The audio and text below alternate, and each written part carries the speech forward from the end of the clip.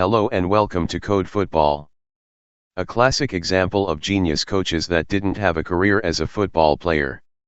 Arigosaki started a coaching career at the age of 27 when he took over Fusignano in 1973. Fast forward to 10 years later, he had a great spell at Parma and dragged the club to higher divisions, which was rewarded with the dream job of coaching AC Milan in 1987. Arigosaki certainly is one of the masterminds that revolutionized football with his unique ideas.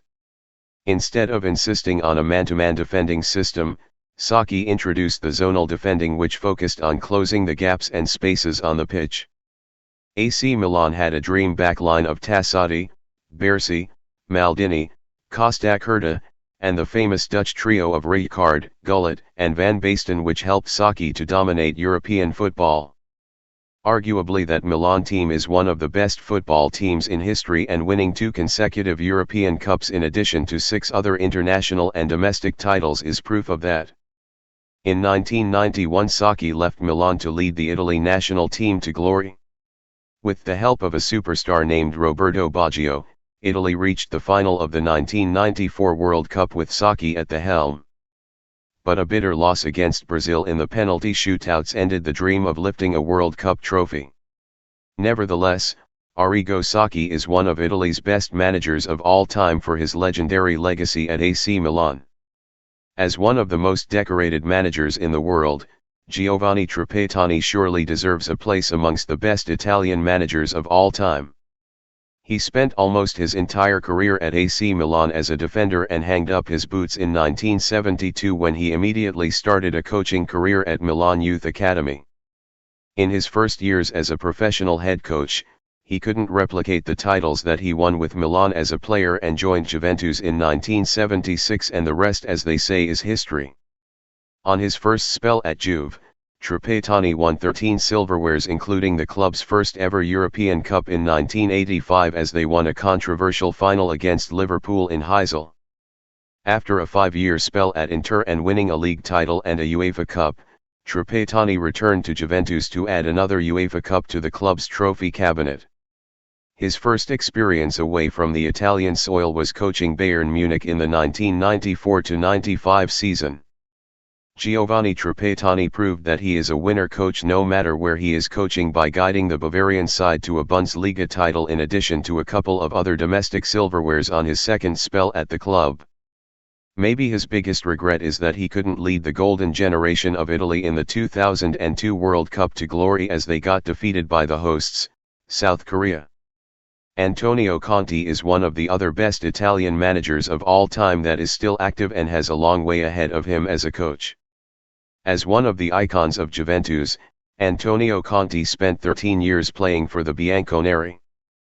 2 years after his retirement, in 2006 Conte started coaching the lower divisions clubs in Italian football.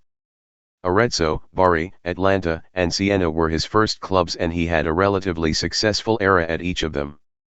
Winning the Serie B title in 2009 with Bari was the highlight of his career before joining his beloved Juventus in 2011.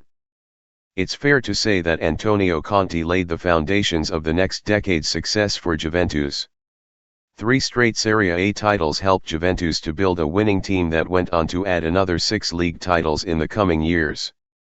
Conte joined Italy national team to prepare the underdogs for the Euro 2016, where they put on a great display and got knocked out only by penalty shootouts against Germany.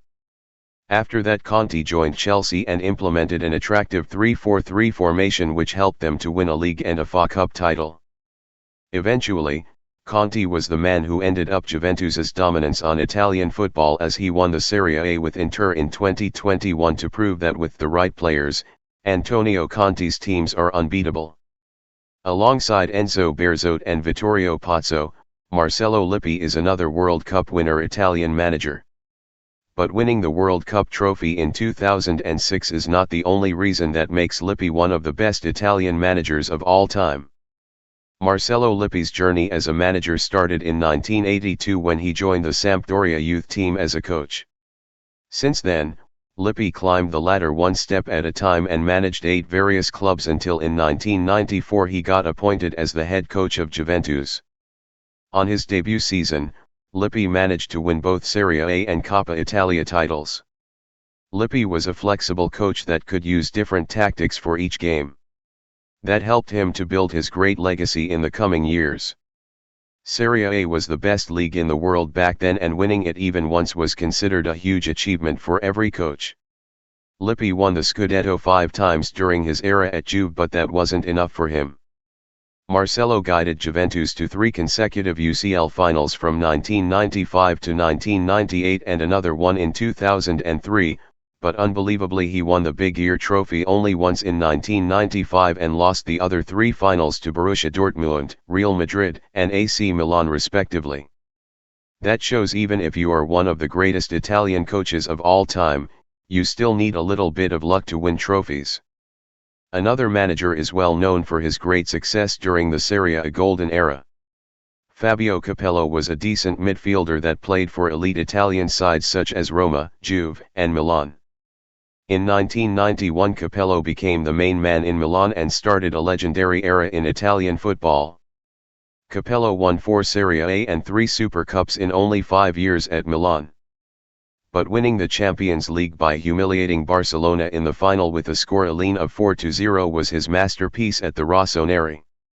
Apart from winning the La Liga title with Real Madrid on 2 occasions, Fabio Cappello will be remembered for his heroic spell at Roma from 1999 to 2004. Back then Roma displayed one of the most delightful attacking footballs across Europe with the legendary trio of Francesco Totti, Vincenzo Montella, and Gabriel Batistuta. Roma won its 3rd and up to this day last league title with Cappello in 2001 and a Super Cup in the following season.